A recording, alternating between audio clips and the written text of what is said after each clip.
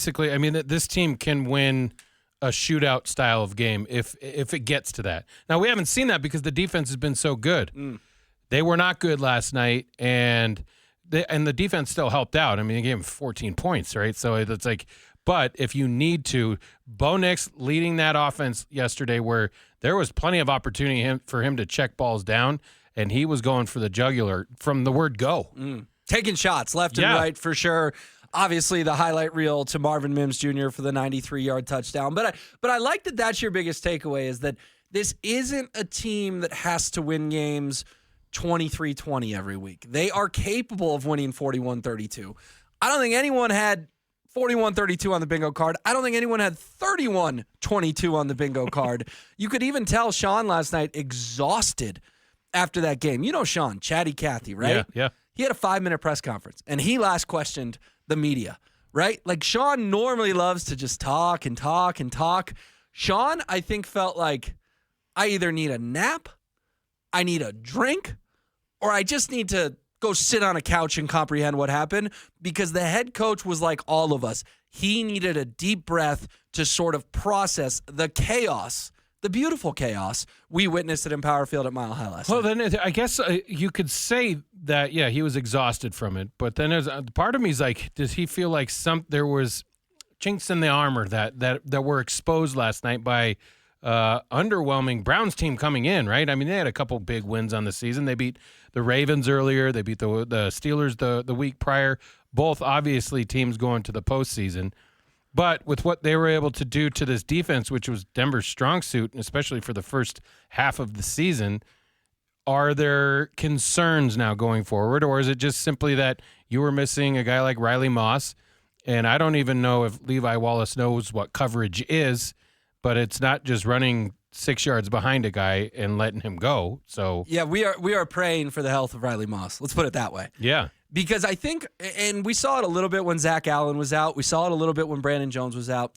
This is an excellent defense. I'm not sure it's a very deep defense, right? Like, there's a difference, okay? They are excellent 1 through 11. Depth, not a strength. And we saw that in a big way last night with Jerry Jeudy, of all people, coming in, going off for 9 catches, 235 yards, and a tutty. Jameis missed him 2 other times. He could have had 300 yards and 2 touchdowns last night. Yeah, Levi Wallace, terrible, terrible game. And my biggest takeaway on that front was, again, this defense is very good, but they're not very deep. We really need Riley Moss to feel better this week. Well, I would agree with you, but why are we not making adjustments after the first half even? Well, the stats were alarming. When PS2 was on Jeudy, he had 2 catches for 20 yards. Yes. So he had 215 yards and 7 catches on guys not named PS2. Why Vance Joseph didn't have PS2 shadowing Jerry Jeudy, like you said, after his big first half, that did surprise me. Well, and I think probably a lot of it goes to because there's multiple times that the Broncos had double-digit leads, and those got erased very quickly, probably because nobody was covering Jeudy for the most part. And listen, man, he left on bad terms. I heard you guys giving him his flowers at the end of the drive. I was giving no such flowers. As Zach noted, I was rolling my eyes. He played the villain very well last night. Oh, he played in a big way. He also egged the crowd on, and then Nick Benito had a 71-yard pick six the very next play. Yeah, so, it was a crazy game. I'm trying to think of the last game that the Broncos played like that at home. And, basically, because they played the Thursday night game, which was a primetime game, but it's on Prime. Nobody can always see that, right? Yeah, the New Orleans game. And it was a Saints team that was very battered and bruised at that point. Last night was entertaining for everyone. And I think I'm trying to remember the last time we saw a game like that. Well, we kind of I tweeted this last night. We kind of redeemed ourselves for the 2022 disaster where Russell Wilson and Nathaniel Hackett were always in primetime. And they always found a new embarrassing way to lose and be the punchline the next day. And remember, people would say, like, big national personalities go, we have to watch the Broncos in primetime again? Are you kidding me? Yes. It was sort of a redemption arc that, look, America's obsessed with football. So everyone turned the game on last night, whether they said they were going to or not. They did. And then we sort of, again, redeemed ourselves of like, hey, the Broncos can play an entertaining game because, Cello, that game was the talk of not just Denver, not just Cleveland. That game was the talk of the whole country. That was one of the best NFL games we have seen all year, if not the best. And with Bo Nix, a couple cool things coming out. Does his stat line really wow you or kind of no? But there was a couple throws in there that were phenomenal. And when they took the lead late, that's when you wondered, like, is this going to be it? Is this going to be the – because then the pressure really gets to you. You know you only have limited amount of opportunity. You're talking about when it's 32-31 Cleveland. Browns, late. yes. Yep. And he made plays on that drive just to get them into scoring position where there's been – how many quarterbacks have we gone through over the last decade? And even like going back to like Brian Greasy, those were the type of games. If someone took a lead late, then he could have played great through 3 quarters. Right. It was the fourth quarter or third downs where he wasn't executing. And this rookie quarterback continues to impress us with his poise, even in those situations where a game like that, if you think, oh, man, we have these double-digit leads, we're going to win easily. You had problems putting the Browns away last night. But when you were down and you needed it, Bo Nix led you to take the lead back. Yeah, that drive at the end was huge. It was huge. And honestly, I do have a little bone to pick with Sean Payton. The fact you had to call timeout to know you needed to kick the field goal, that surprised me, Cello. That did surprise me in a pretty big way of like, dude, it's 32-31. You really are going to send the offense out there, line up on 4th and 1, call timeout, and then postgame say, well, I didn't like the look. You were never going for that. You have to take the 3 points in that situation. I would, I'll be devil's advocate here. Okay, all right. Because the way the Browns were moving the football, and they were about to do it again, right?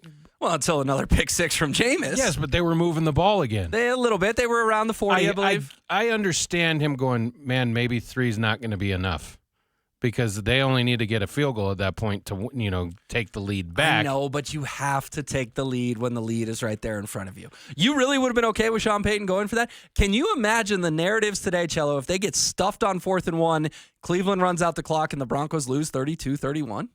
Yeah, it would have been wild. It would have been ugly. And I'm not saying I would have done it, but I understand while he was kind of thinking about it. Was tempted by the notion of I got to score a touchdown here. I was not tempted at all. I was ready to trot Will Lutz out there, tell Alex Forsythe to die slowly and take the 34-32 lead. You don't think that was going through his head too? We've had one of these walk away. We got the win in our hands right here. That wasn't going through his head too. As far as like, man, they just need to bring pressure on that spot again. We've seen it how many times. I don't know how much you were like trying to fix it over the last couple weeks. I get why he was thinking about it, but imagine if they had needed that timeout, right? That was my bigger issue, was burning a key important timeout. Fortunately, you didn't need it, but you never know how that game was going to play out. Here was Sean after the game, just sort of listening to the head coach, talking about his defense and sort of, again, his exhaustion after this football game. When we go back and look at that tape, we're going to look at a lot of things defensively that we would have done differently. We have to. We had 2 interceptions for touchdowns, a 3rd interception. I told them in the locker room, it wasn't pretty. And yet, in the end, we did what we had to do, especially late. Wasn't pretty, but they did what they had to do, especially late. All right, let's power rank the moments of that game. Is it Jameis throwing for 497? Is it Jerry going off for 235? Is it the Benito pick 6? Is it the McMillan pick 6? Is it the Mims 93-yard touchdown? Is it Jaleel McLaughlin emerging? I mean, Cello, you and I could do 4 hours, which all our shows have done today, on this game because there's so much to unpack.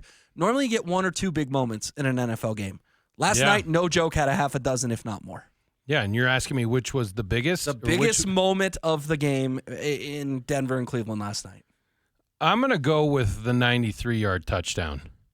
Because it happened, I believe it was on 3rd down. Oh, it did. They were back up. 3rd down. 3rd down, Bo's throwing from his own end zone. And had you not converted there, then you're going to have to punt the ball back, give it back to, and I'm not sure what the score was right at that point, but you're going to give it to them. It was 21-17 Denver. Then you're going to give it to them like most likely right around the 50-yard line, right? Because you're punting from your own end zone there. I think that, for me, is the one that I would say was probably the biggest moment. It also would have been a couple of punts to start the 3rd quarter. They did get that 1 first down on the first drive, but it would have sort of, let's just say Mile High's been through some tough games over the last 10 years. And I think the crowd would have had that, here we go again type feeling. And instead, not only do you get a first down, you electrify them with a throw that, those are treats. Seeing 93-yard touchdowns on an absolute dime from a QB who put every narrative to bed about his arm strength with 1 throw. I mean, Mile High, the top There is no top, but you know what I mean. The analogy, the top popped off the place on that touchdown. For sure. And then when you think about it, it's like, yeah, you could go with that one easily, and you could make the argument for it. But then the Nick Bonito pick six is another massive play. Electric. Because of what Jameis was doing to that defense up to that point was pretty – he was just slicing them, shredding that defense like it wasn't even there. Like he knew, like it was like playing Tecmo Bowl when you picked the right play.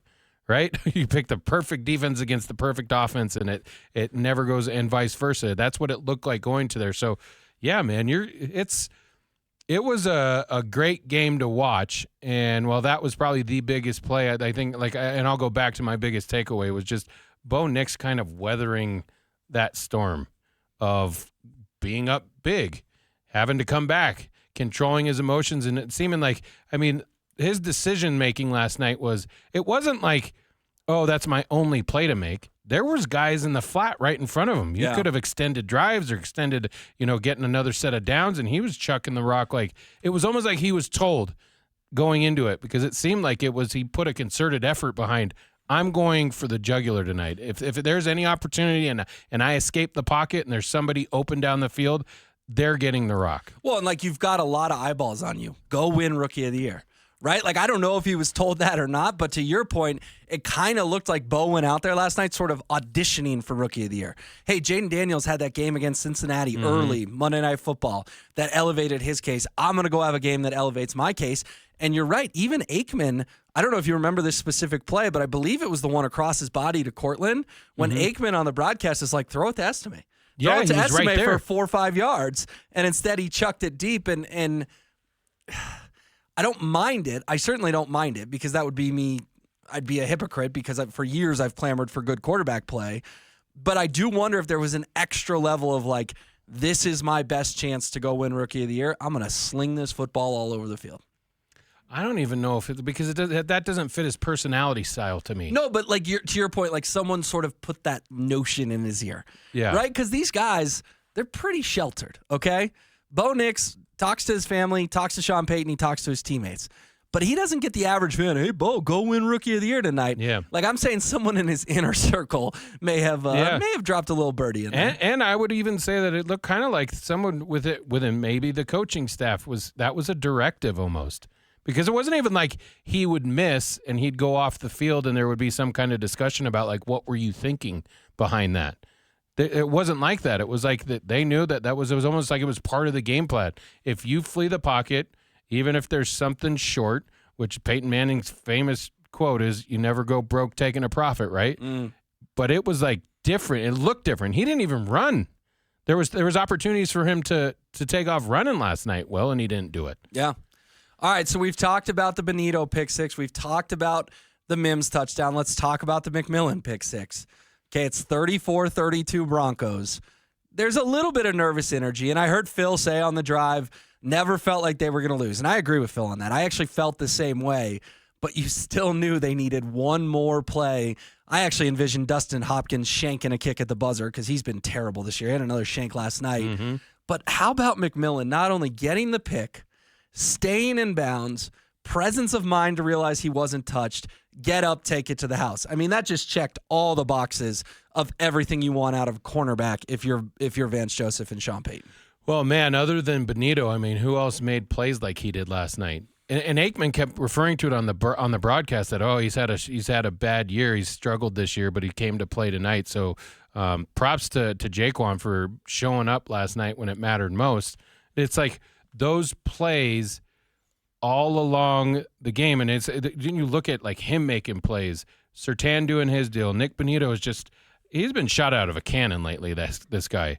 I mean, like he's everywhere, week in and week out. Like entering the conversation for Defensive Player of the Year type everywhere. Yeah, like that's the type of recognition that he's going to start getting because of the plays that he's making week in and week out.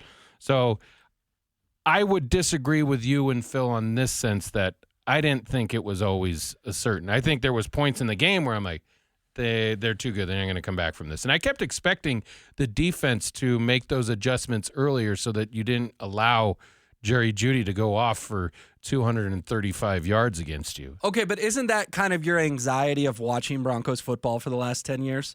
that you weren't with me and Phil, that you did feel like they were going to lose at certain points last night? Yeah, for sure. I mean, that's sort of like the old, and I don't mean this lightly, but that's sort of like the old PTSD of what has happened from the Broncos as a Broncos fan, that you just expected them to lose. But I think this team is continually showing week after week they are built different and they find ways to win, as opposed to Trevor Siemian and Drew Lock and Joe Flacco and Case Keenum. Yeah, and it's Teddy kind of hard to Bridgewater. beat that out of Broncos country, though. I mean, Right. you're looking at close to a decade of seeing things kind of fall apart in front of you and seeing some terrible losses over that tenure.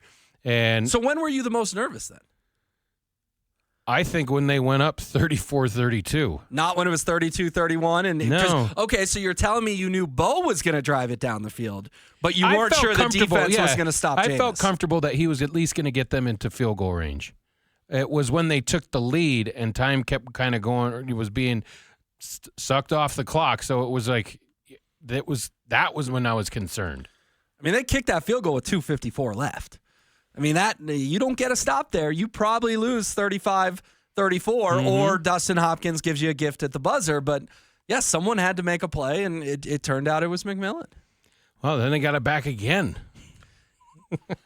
And marched it down the field again. Yes. And then Cody Barton gets the third pick, the cherry on top. That was funny because it looked like they were going to get a third pick six, and then Jerry Jeudy, of all people, wasn't going to allow that to happen, even though he knew he was going to lose. That was crazy, man. I mean, it's entertaining to watch a guy like Jameis Winston. We knew what kind of talent he had coming out of Florida State, the struggles he had within Tampa Bay, but then going through kind of the quarterback rehab with Sean in New Orleans.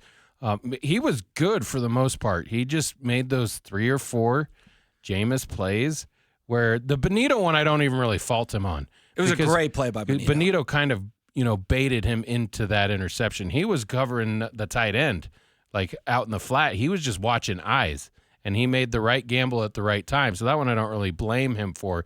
The others are Jameis moves. Yeah, it's funny. You said, like, I don't want to put words in your mouth, but something like Jameis almost played great.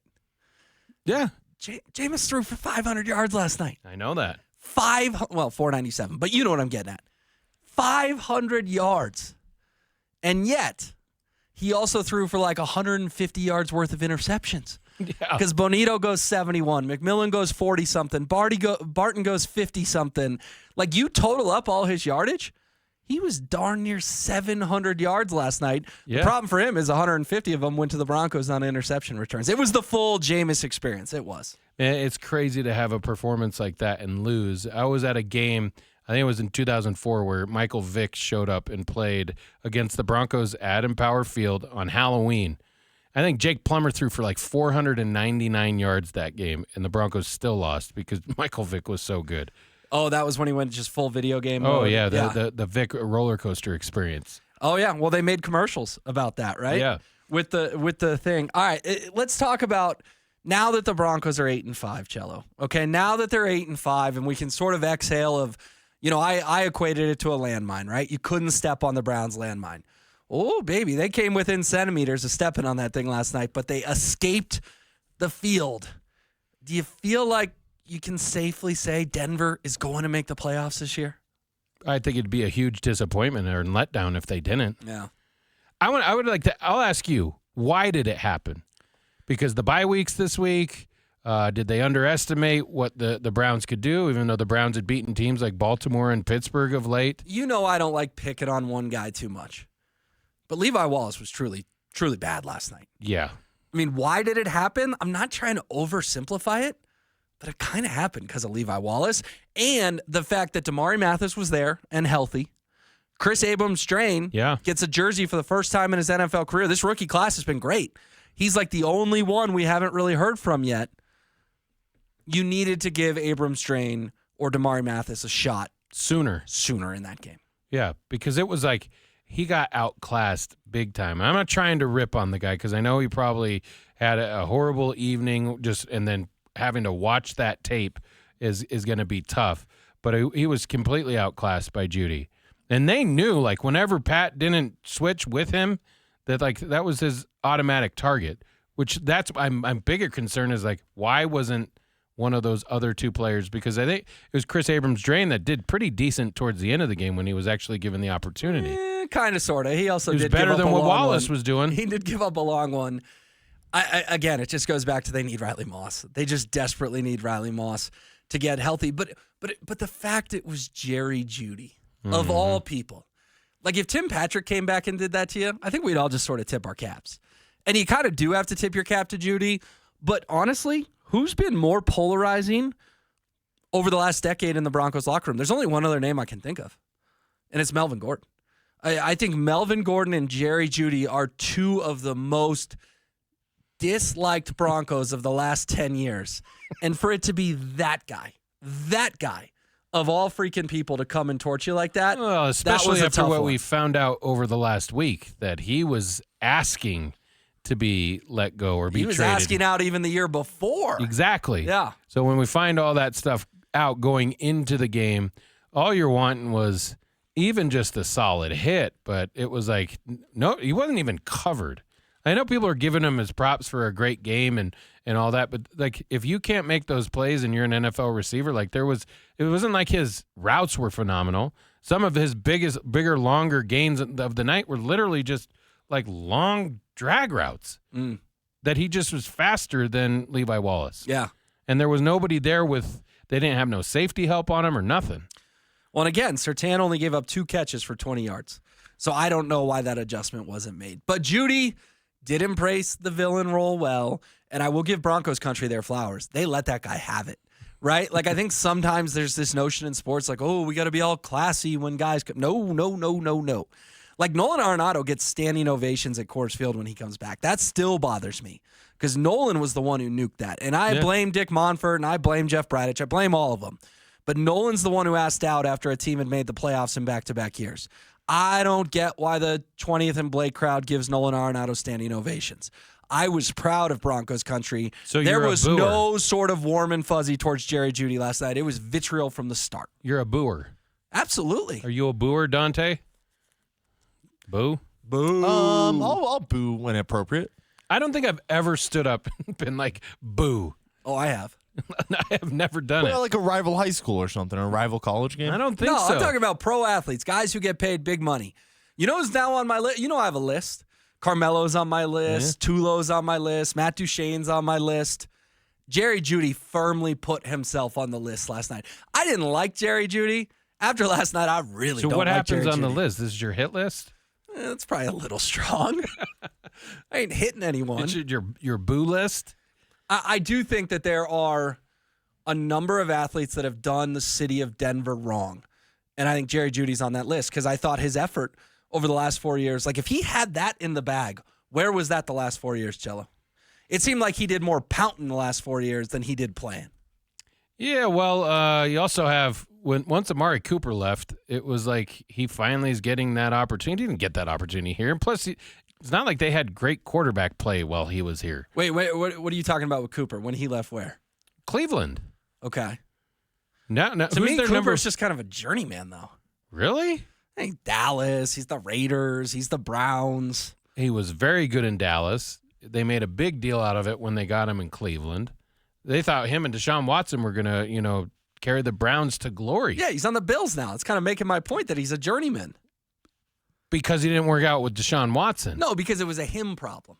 It was a Amari? him- Yes. Oh, I don't think so. When you're on 4 teams in 5 years, it's a you problem. Okay. You think Jerry's just going to make a home in Cleveland for the next decade? No. Oh, yeah. He's having a little bit of a nice run with Jameis, and then something will go wrong next year, and he'll pout his way out of town. That's what Jerry Jeudy does. I'm going to ask you, does Jameis now have an opportunity to become the Cleveland Browns starting quarterback for the near future? Like, He not just should, this- because they're about to take on a cap situation that's worse than the one that the Broncos took on. I mean, the Deshaun Watson dead cap is going to make the Russell Wilson look like peanuts. Yeah, well, and it's guaranteed. So, listen, I think it's fun to watch Jameis. It's fun to listen to him talk. I mean, I don't know that there's a more entertaining guy to watch, even as just body language, his mannerisms, even after throwing the pick sixes last night, and then what he says in the post game about, he wants the Lord to be rid of him of pick sixes. Yeah, that was good. That was good. Oh, listen, man, it's we can laugh about it because it was in a win, but man, what a game last night for the Broncos. We mentioned that playoff picture briefly. We'll give you some more clarity on where Denver stands, and don't forget, Denver Sports is on YouTube. Would love for you to check out our channel, like, comment, and most importantly, hit that subscribe button.